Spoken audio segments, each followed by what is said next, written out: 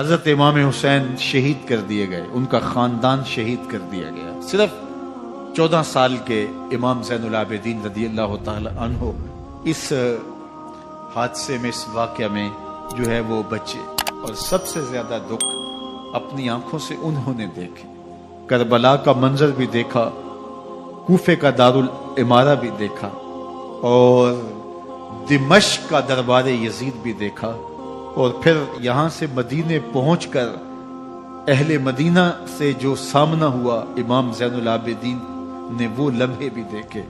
کہتے ہیں اس واقعہ کربلا کے بعد حضرت امام زین العابدین کبھی ہنسے نہیں تھے۔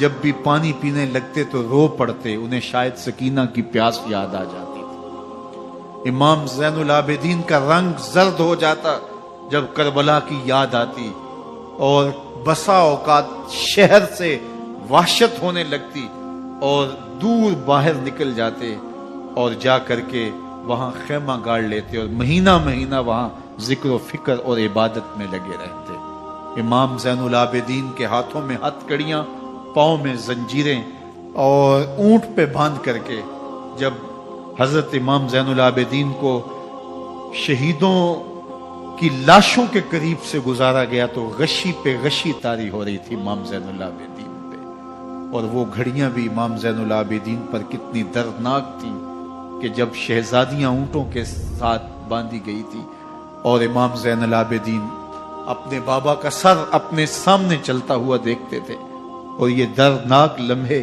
کہ جب رات کی گھڑی آئی تو زینب سلام اللہ علیہ نے دیکھا کہ زین العابدین کے آنسو نہیں تھمتے اور ان کو غشی پہ غشی آتی ہے، تو وہ آگے بڑھ کے ان کو اپنی آغوش میں سمیٹتی ہیں اور کہا زین العابدین کیا ہوا؟ کہا کہ پھپھو جان اگر ہو سکے تو بابا کا سر کچھ دیر کے لیے میری گود میں نہیں آ سکتا ہے۔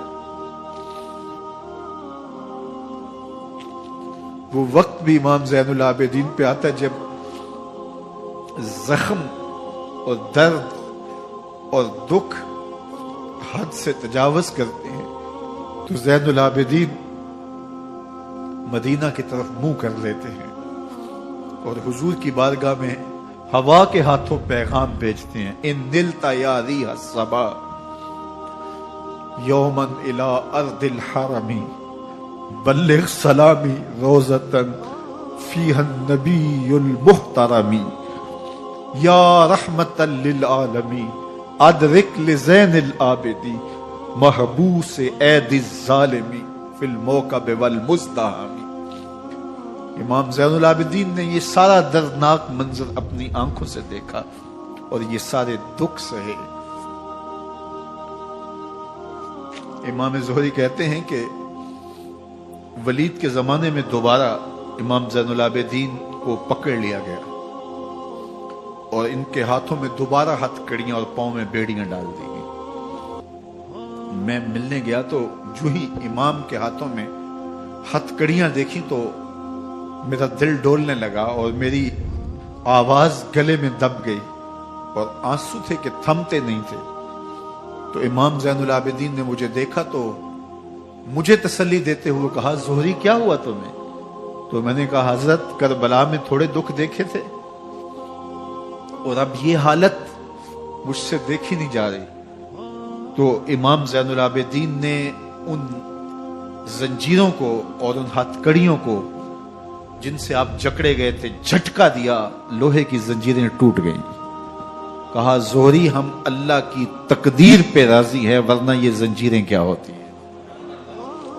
امام حسین کو تو کاٹ دیا گیا نا، اس لیے کاٹ دیا گیا کہ یہ ہماری حکومت سے بغاوت کر رہے ہیں، انہوں نے یہ کہا، بہانہ یہ بنایا، نظم حکومت میں یہ مخل ہو رہے ہیں، لہٰذا انہیں شہید کر دیا گیا۔ نہ صرف انہیں شہید کیا گیا، سر کاٹے گئے، نیزوں کی نوک پہ چڑھائے گئے، لاشوں پہ گھوڑے دوڑائے گئے۔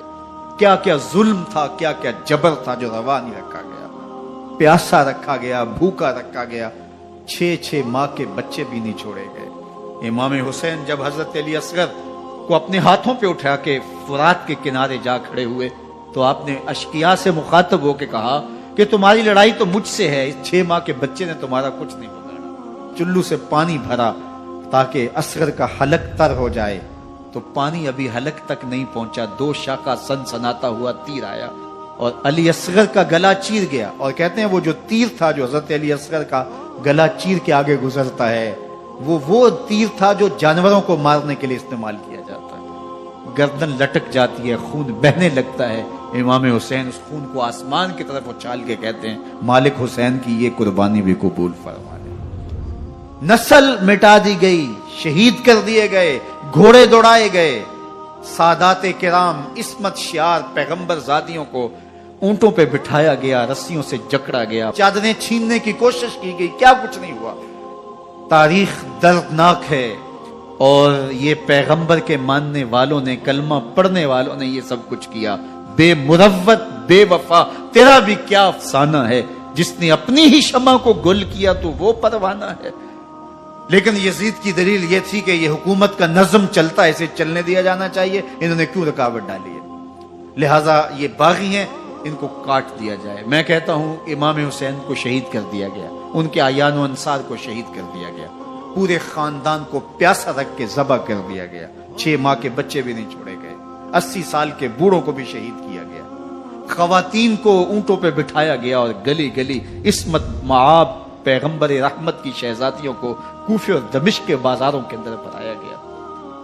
تو مجھے بتائیں اس کے بعد یزید کی حکومت نے کیا کیا، ان کا کیا کارنامہ تھا؟ کتنے محدث پیدا ہوئے، کتنے مفکر پیدا ہوئے، کتنے جرنیل پیدا ہوئے، کتنے صوفی پیدا ہوئے. کون تھا جو ان کے تخت و تاج اور ان کی حکومت جس کو بچانے کے لیے اتنا بڑا حادثہ کر دیا اور پیغمبر کے بیٹوں کو شہید کر دیا؟ تو کیا پھر اس حکومت نے کیا؟ یزید نے، یزید کا اپنا بیٹا تخت پہ بیٹھنے کے لیے تیار نہیں تھا. 6 ماہ کے بعد اس کی لاش گھر سے نکلی، اس نے کہا کہ یہ تخت جو ہے وہ آل رسول کے خون پہ بنا ہے، میں اس پہ نہیں بیٹھوں گا. اور رسوا ہو گئے. اور یزید جس کو زوم تھا کہ میں اتنی بڑی سلطنت کا مالک ہوں، اس کو بچانا ہے، اس سلطنت نے اسلام کے لیے کیا کیا؟ مجھے بتاؤ، کون سے جرنیل پیدا کیے، کون سے حکمران پیدا کیے، اس نے کون سے توانا لوگ پیدا کیے، کون سے محدث، کون سے مفکر، کون سے مسلح پیدا کیے. اور جس خاندان کو کاٹ دیا گیا، صرف ایک 14 سال کا علی اوسط زین العابدین بچا. اور ذرا حسین ابن علی کی نسل دیکھو، جعفر صادق کس نسل سے ہیں، باقر العلوم کس نسل سے ہیں، حضرت غوث اعظم کس کے شہزادے ہیں، حضرت داتا گنج بخش علی حجویری کس کے بیٹے ہیں، اور حضرت معین الدین چشتی اجمیری کس کے بیٹے ہیں. آج زمانے کو جو بھی دیا ہے حسین کے بیٹوں نے دیا ہے. یزید تخت بچا کر بھی امت کو کچھ نہ دے سکا، اور امام حسین نے سب کچھ لٹا کے امت کو ایمان کی بہاریں عطا کر. آج جہاں بھی ممبر و محراب کی رونق نظر آ رہی ہے، اس کے پیچھے حسین کا کوئی بیٹا کھڑا ہوا نظر آ رہا ہے. اللہ اکبر. اس دین کے خاکے میں رنگ ہی حسین ابن علی کے خون نے بھرا ہے. حسین اگر نہ شہید ہوتا تو آج گھر گھر یزید ہوتا، اسلام کی عظمت عیاں نہ ہوتی، خدا کے گھر میں اذان نہ ہوتی.